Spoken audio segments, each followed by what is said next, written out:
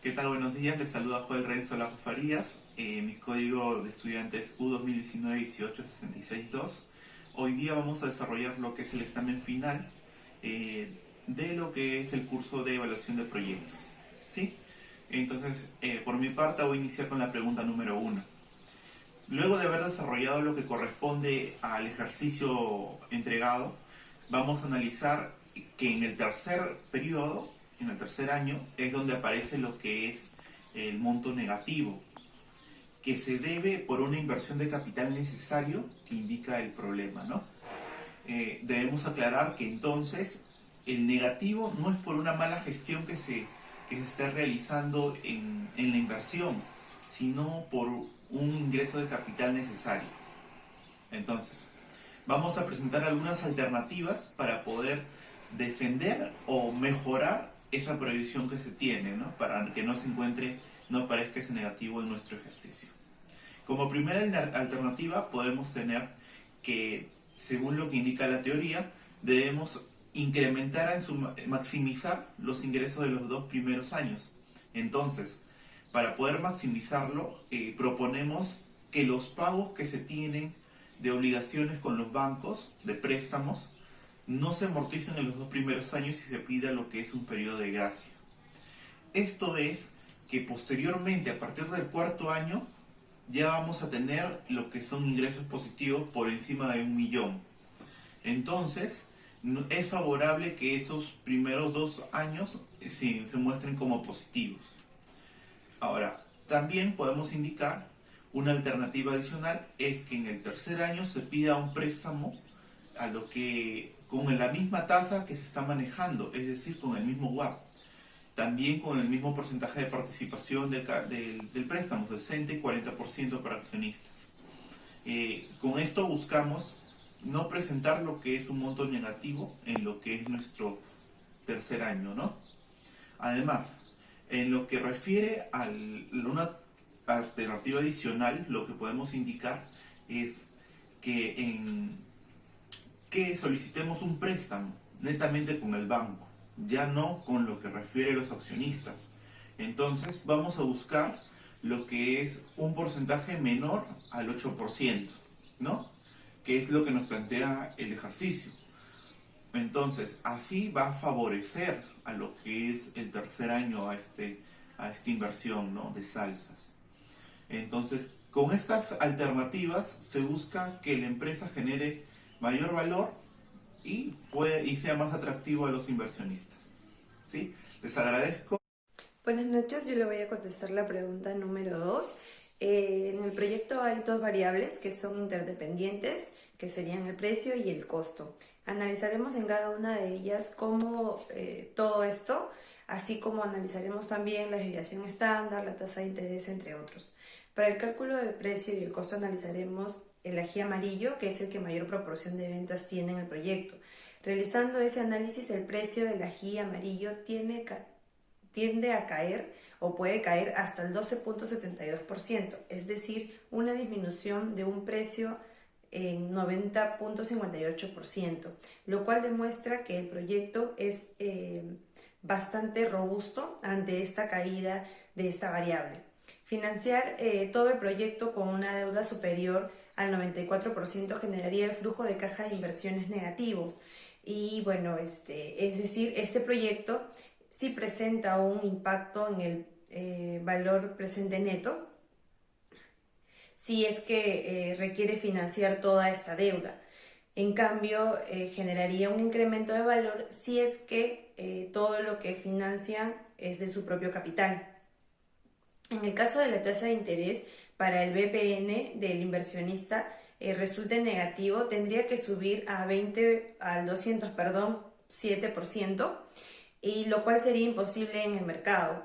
Lo que aquí debemos observar es que si mantenemos la estructura, pues la tasa de interés más o menos tendría que ser entre el 5% al 20%. Puede decir entre estas tasas mucho más cercanas, que no afectaría una gran medida del valor presente neto, por lo que podemos concluir que al menos la tasa aumente de forma exorbitante no constituye un factor de riesgo en el proyecto. Por otro lado, el impuesto a la renta, al ser una política fiscal del país donde se opera, no es una variable que se pueda cambiar. Sin embargo, donde sí podemos obtener beneficios de su parte es en el escudo que ofrece la depreciación. Finalmente, a nivel de inversión, en este caso el proyecto no es sensiblemente o simplemente un incremento de los costos de los equipos, ya que tiene un valor presente neto económico bastante alto.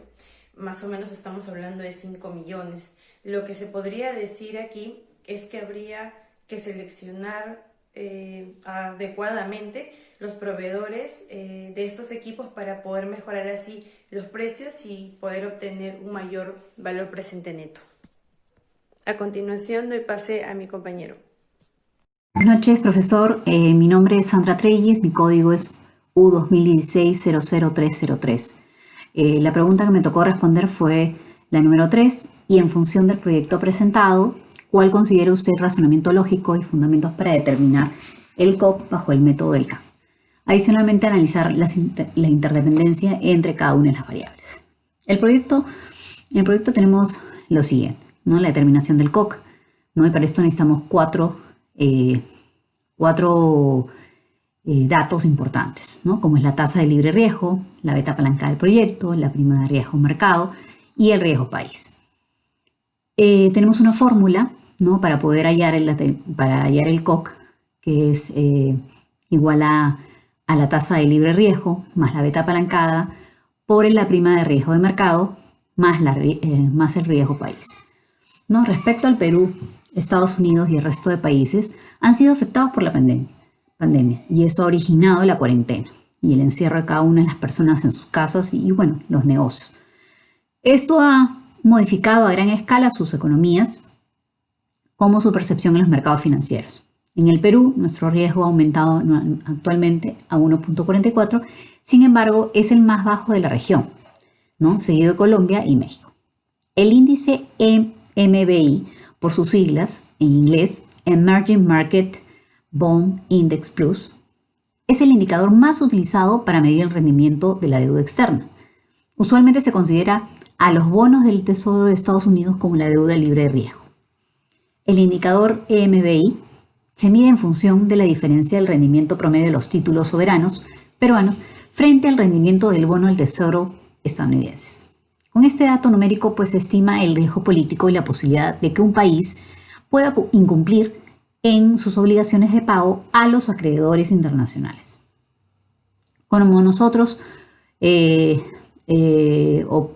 para nosotros como inversionistas nos conviene pues invertir en un país donde haya un riesgo bajo, ¿no? Y que de esta manera nuestra percepción de riesgo va a disminuir y bueno, vamos a pedir menos retorno de nuestra inversión, ¿no? La tasa de libre riesgo depende de los bonos, ¿no? Los bonos de Estados Unidos y actualmente está en 0.65%, una cifra que ha disminuido, ¿no? Desde que empezó la pandemia, pero no a mayor proporción debido a que ya estaba presentando ese comportamiento a la baja. Para su uso en el CAMP, ambas variables suman. La afectación al COC es directamente proporcional y al ser porcentajes pequeños no tienen mucha incidencia en el cálculo del COC como si lo tienen las betas, ¿no? Para poder concluir si queremos invertir más, hay que evaluar el sector donde pensamos incursionar. Luego hacer un análisis del país y la situación financiera del país donde pensamos invertir para contar con una adecuada percepción de cuánto debemos cotizar nuestro dinero como inversionistas, es decir, cuánto debemos exigir. Buenas tardes, profesor. Mi nombre es Luis Enrique Molina Raimondi, con el código U2016-03309. Voy a responder la pregunta número 4 de este caso. Bueno, si consideramos que el proyecto se puede repetir, ¿no? Y solamente podemos gestionar uno solo, ¿no? El criterio a utilizar yo creo que debería ser el BAE, ya que es un indicador que nos va a mostrar que el proyecto me generará mayor retorno por año, ¿no? de manera que también podamos compararlo a pesar de que tenga distinta vida útil. Bueno, también las decisiones de inversión en un proyecto nuevo son una de las grandes decisiones financieras, ya que todas las decisiones referentes a las inversiones en capital de trabajo son importantes, como la caja, las cuentas por cobrar, los inventarios, como las inversiones de capital, ¿no? Que están representadas en el activo fijo, como edificios, terrenos, maquinarias, tecnología, entre otras cosas. Bueno, y para tomar las decisiones correctas, el financista debe tener en cuenta también elementos de evaluación y análisis para la definición de los criterios del mismo análisis, los flujos de fondos asociados a los inversionistas, el riesgo de las inversiones, la tasa de retorno que es importante y sobre todo si cuenta con el how now, ¿no? Como para poder llevar adelante este proyecto que es importante para la empresa. En este caso hay un miembro del staff que conoce el rubro de la industria alimentaria, que está bien empapado en el negocio y podría ser la cabeza principal del proyecto, ¿no? Por lo cual también es un proyecto viable, al menos en su concepción de la inversión. Eso es todo. Muchas gracias.